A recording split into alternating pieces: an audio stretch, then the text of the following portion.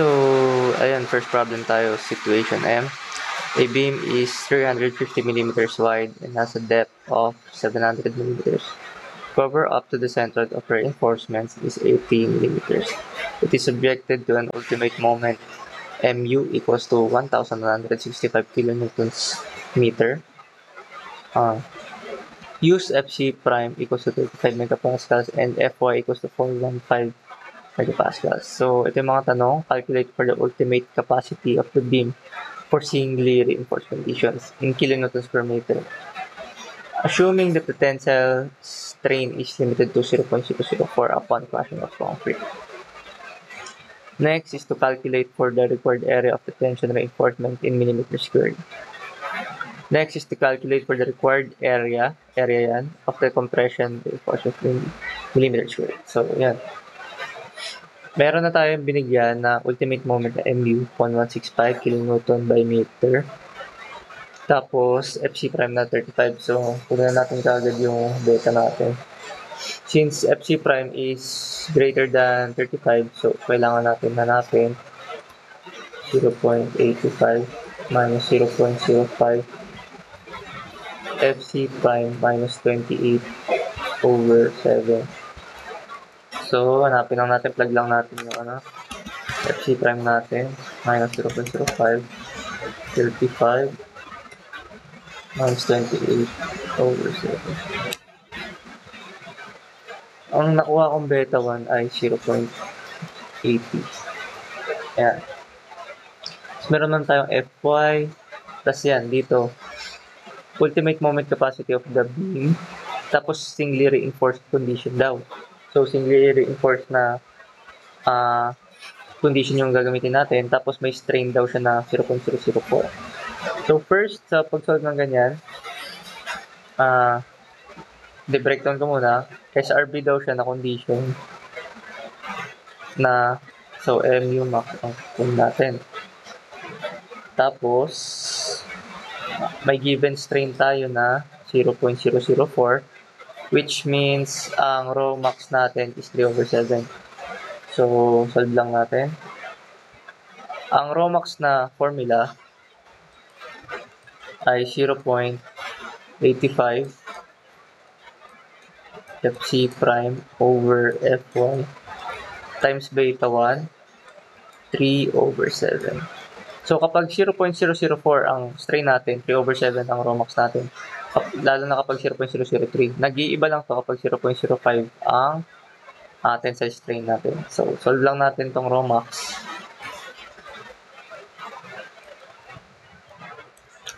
.85 Fc prime na 35. Fy natin 415. Beta 1 na 0.80 times lang natin sa 3 over 7. So 0.85 times 35 over 415, 0.80, 3 over 7. 0.024578. 0.024578. Store natin, baka kailangan. Shape store 8. Next, makakuha na natin yung area max. May rho max na tayo. Ang area max, ang A, S max natin is rho max times BD. Di ba ang rho equals to AS over BD? So, AS max, edi rho max din gamitin natin dito. Ayusin ko lang. Rho max yan. So, 0.0246 yung base natin na, ilan ba to? 350. Tapos, 350, tapos meron tayong depth na 700. Tapos, may cover up. Drawing natin pala, para makita natin. Dito ko na lang drawing sa malapit. Oops.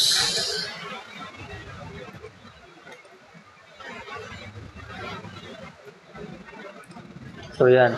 Meron tayong 350 dito. Tapos buo, 700. Tapos, meron daw 80mm reinforcement. Cover up to the centroid of reinforced 80mm. So, meron daw tayong concrete cover dito na 80. Which means, yung dito sa taas natin, yung AS prime natin, ito naman AS, is 80 din. Ang tawag naman dito ay D equals natin. Parang, yeah. Kasi ito effective depth. So, hindi, total depth pa lang to. So, ang effective depth pala natin is 700 minus 80, 620.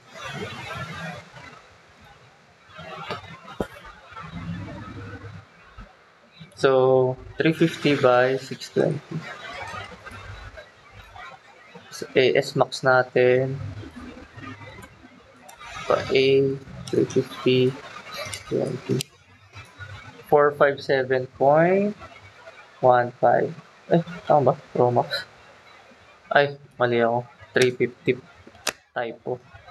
5333.494. 5333.49390. 494 na lang. mm squared. Store natin. Next. After nyan, pwede natin i-check yung yung actual stress niya, which is yung Fs. Check yield. Yan. So, Fs is equals to 600 D over C minus 1. So, 620 over C. Ang C natin dito, guys, pagka Fs, ang C max natin, ito, is 3 over 7 ng depth. So, lalagay ko dito 3 over 7 ng 620 minus 1. 600, 620, type on naman. 620, 3 over 7 ng 620 minus 1. Ang nakuha ko ay 800, which is greater than Fy and less than 1,000. So, kapag ganyan, transition zone tayo. Transition zone. Katulad ng mga tinuturo ko sa inyo kung paano kumuha ng panibagong phi, ang ginagawa ko dyan, mod stat,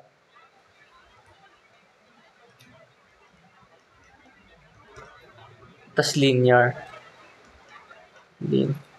mod stat, tas may makikita kayong x, may makikita kayong y. Yung y is yung mga phi natin, yung x yung mga values ng tension, 1,000, tapos ito 0.90, tapos ito 400, ito 0.65. So, lagay nyo lang yan. 3, 2, tapos 1,000, 400, 0.90, 0.65. Tapos, pinutin nyo lang yung CA. After nyo CA, punta kayo sa apps. Tapos regression. Punta kayo sa regression. Tapos pinutin nyo yung y-hat. Pag nakuha nyo yung y-hat, ilagay nyo lang ito nakuha nyo yung Fs. Bale, ang nakalagay sa calculator nyo. Ang makikita nyo sa calculator nyo ay y-hat, diba? So, lang lalagay nyo lang 800 y-hat. So, kapag 800 y-hat. So, may makuha kayong panibagong phi.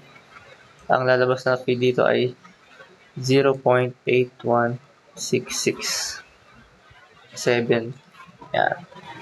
So, ito na yung phi nyo na panibago. Set aside natin. May makuha tayong phi 0.82. Next, kunin natin yung ultimate moment singly reinforced condition, no? So, ang mu natin dito is phi mn. So, mu equals to phi t d minus a over 2. So, mu is equals to 0.82. Tapos, ASFY, no? AS natin, 5333.494. 5333.494. Tapos FY is 415. Tapos mayroon tayong effective depth na 620 minus A. Alam ba natin yung A? Wala, hindi pa natin sinasolve yung A. So, ang A natin, since meron tayong Cmax, tapos itong A over beta 1. So, pwede ko palang sabihin na ang A is equals to beta 1 Cmax. So, 0.80 tapos Cmax natin na 3 over 7 ng 620.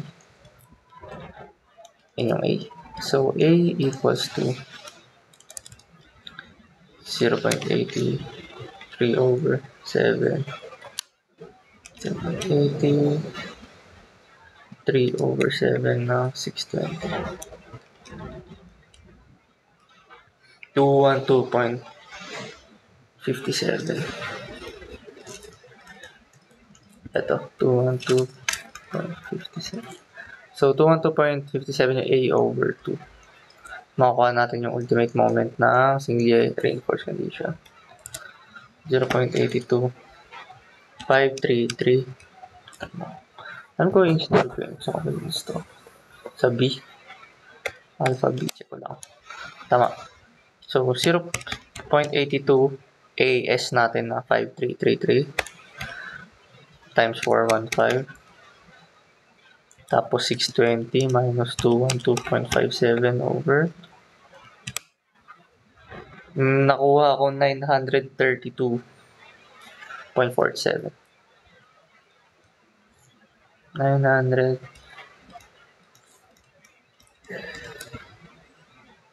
which kilonewton meter. So, round up ko na lang din na 932. To check natin kung choices. Ito siya. Next, calculate for the required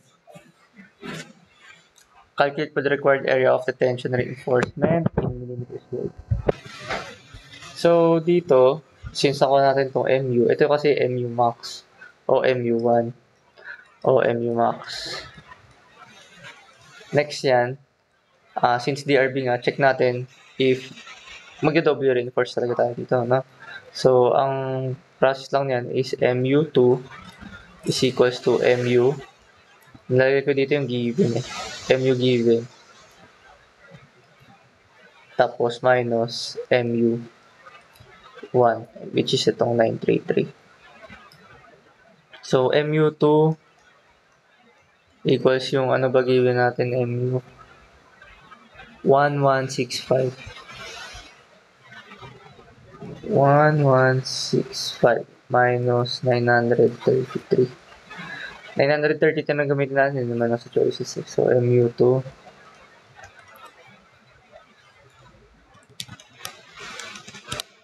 232 kilonewtons by meter. So, ito pala, yung sumusobrang ultimate moment natin. Hindi siya abot sa 1165, bro. So, dapat pala may iba pang bubuhat ng 232 nito. Kaya tayo mag-double reinforce para mabuhat itong ultimate moment natin sa compression. So, ang gagawin natin, sa double reinforce naman tayo sa compression. So, paano ba yun? Una, solve natin yung AS natin, which is yung AS max plus AS2. Paano natin isa-solve yung AS2? Di ba meron tayong sa mu2 Dun sa kabila, dun sa concept, sa right side, yung i-add natin. Diba? Phi, tapos AS, FS, or FY, tapos D minus D prime. So yun. Pero dito, since di pa natin alam if mag-yield, FY muna gamitin natin. Meron tayong MU2 na 232 equals 0.82, tapos AS2, FY natin na 415. Tapos yung D natin 620 minus yung D prime natin na 80. Makakuha natin ngayon yung AS2. So AS2 equals to, dapat ito pala naka times 10 raised to 6. No? So nakuha ko dito ay 1262.5 mm. So since meron na tayong area still sa 2, pwede natin makuha yung total AS natin.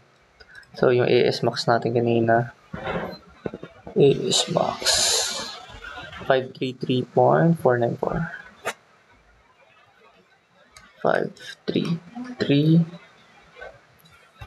ayan, 533.494 minus ay plus AS2 natin na 1262.5. So B plus 1262.5, 6595. So 6596, 6596 mm squared yung total AS natin. Yung AS na yan, tama ba? AS 65. Ito 6596, nag-round up na lang siya 66. So ito yung required area for tension. Required area for tension.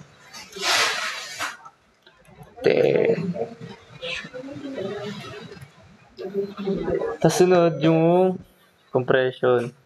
Ay, mali ako na nalagay. Ito yung 6596. Tagalin natin ito. Yan. Layo ah. So next yung compression reinforcement natin. No? So compression reinforcement.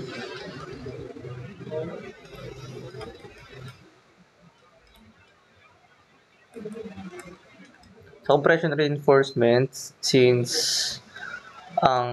meron tayong diba C1, tapos meron din tayong C2, equals meron tayong tension 1, meron din tayong tension 2. Since ang C1 natin tsaka C2 is equals, ang matitira is compression 2 equals to tension 2. So, ano ba yan? Formulas na yan. Compression 2 AS2 FY, tapos equals to, hindi, ASFS pala, ASF tension. Buruin natin.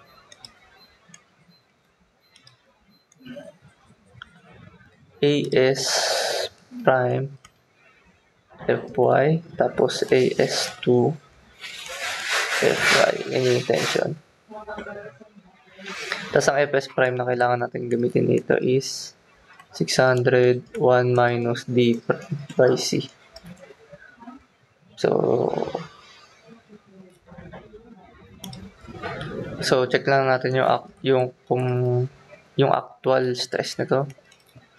601 minus yung D prime natin na 80 over C max pa rin yan, 3 over 7, 620. So ang FS prime natin makukuha ay 419.35 megapascals, which is greater than Fy na 415 megapascals. Therefore, compression yields less than siya ng Fy. Tapos, if fs prime is less than fy, ang gagamitin natin is fs. Sabihin nito, compression did not yield. Tapos, if fs naman is greater than fy, fy na yung gagamitin natin. Sabihin, compression yields. So, nasira yung compression bars natin. So, since kanina sinabi ko si compression 2 is equal to T2, so AS prime is Fy, tapos AS2 is Fy. Since ang Fy nito, compression, at Fy ng tension ay equal, so ang mangyayari pala, ang matitira sa atin, AS prime is equals to AS2.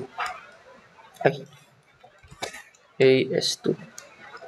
May nasolve na tayong AS2 kanina, which is, 1262.5.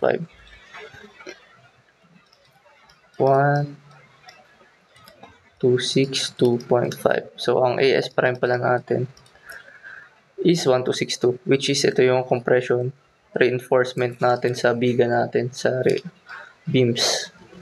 Compression reinforcement. Ayan. So, ito yung sagot.